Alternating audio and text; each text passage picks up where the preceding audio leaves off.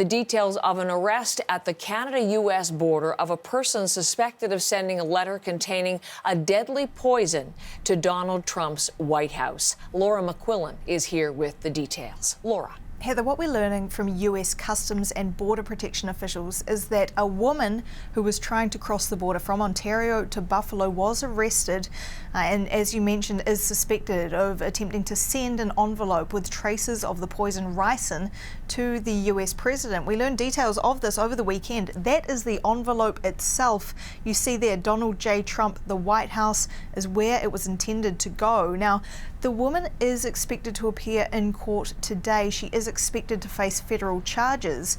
We are working to get more details about her identity, her nationality as well, and of course investigators keeping up their work.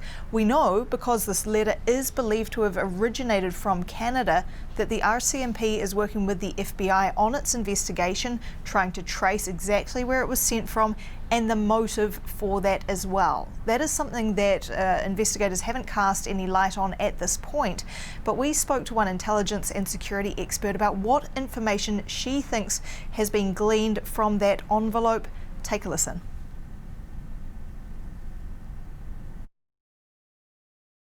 When we talk about the way that the letter was addressed, which was to the President of the United States, it leaves very little room for supposition about motive other than it being sort of politically motivated.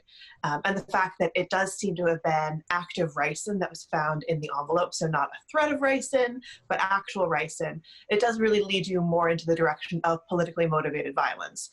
And so that being perpetrated by a woman is, of course, interesting. Yes, and so that's an aspect we'll be looking more at as well. You heard there the mention of it being active ricin, ricin being one of the most toxic known biological agents out there.